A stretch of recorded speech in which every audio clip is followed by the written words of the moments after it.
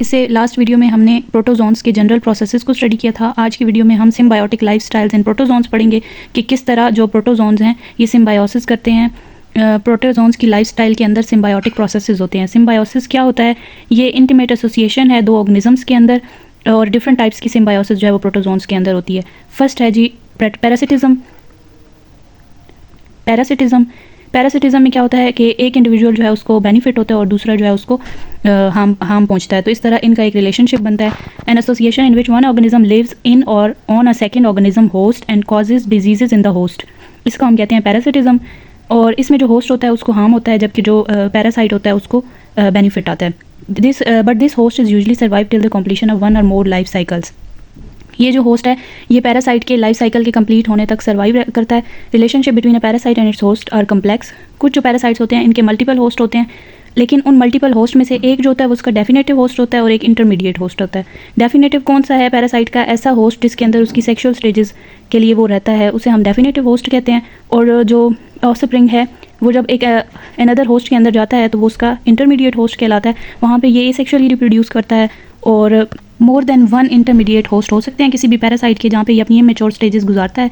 और फाइनल जो इसकी जो एसेक्सुअल स्टेज होती है वो फिर डेफिनेटिव होस्ट में जाती है और वहाँ पे जाके सेक्सुअली रिप्रोड्यूस करती है और इस जो पैरासाइट होता है उसका लाइफ साइकिल कंप्लीट होता है। अब आपकी बुक के अंदर डिफरेंट टाइप के सीलिएटेड प्रोटोजोन्स दिखाए गए हैं जो सिम्बायोसिस करते हैं। फॉर एग्जाम्पल इक्थियोप्थेरियस है, एंटोडिनियम है और ब्लांटिडियम कोलाई है। ये डिफरेंट टाइप के सीलिएटेड प्रोटोजोन्स हैं जो सिम्बायोसिस का फिनोमेना शो करते हैं। Then there is another symbiotic relation which is commensalism. In commensalism one organism जो है वो क्या होता है? One member of relationship benefit and second member are neither benefited nor harmed is called commensalism. ना तो एक को फ़ायदा होता है और दूसरे को ना नुकसान पहुंचता है, ना कोई उसको बेनिफिट होता है। कॉमेंसलिज्म की एग्जांपल्स की बात करें तो जिस तरह वेल्स के ऊपर बार्निकल्स अटैच्ड हो जाते हैं, उनको फूड और ट्रांसपोर्ट मिलता है, लेकिन जो वेल्स हैं वो अनअफेक्टेड रहती हैं। उसके अलावा इसमें एग्जांपल करें तो हम रेमोरा फिश जो है वो शार्क्स के ऊपर अटैच्ड हो जाती है। कैटल एग्रेट्स और कैटल्स की इसमें एग्जांपल आ सकती है। तो ये डिफरेंट टाइप की कॉमेंसलिज्म सिम्बायोसिस है। देन है म्यूचुअलिज्म। इसमें क्या होता है कि symbiotic relationship in which both species get benefit is called mutualism. इसमें दोनों को फ़ायदा हो रहा होता है। म्यूचुअलिज्म के अगर हम एग्जांपल्स देखें तो इसमें हम बीज और फ्लावर की एग्जांपल दे सकते हैं कि बीज जो हैं उनको नेक्टर मिलता है और फ्लावर जो है उसकी पोलिनेशन होती है, तो दोनों को बेनिफिट है। उसके अलावा ह्यूमंस और जो गट बैक्टीरिया हैं उनकी एग्जांपल आप दे सकते हो कि गट बैक्टीरिया जो है उनको एक लिविंग प्लेस मिल जाती है और ह्यूमन जो है उनकी फूड की डाइजेशन में बैक्टीरिया जो है वो हेल्प करते हैं, तो दोनों जो है वो बेनिफिट होते हैं in this way. These are different types of symbiotic relationships in protozoans. The next topic है प्रोटोजोन्स की taxonomy. Zoologist who specialise in study of protozoa are called प्रोटोजोलॉजिस्ट।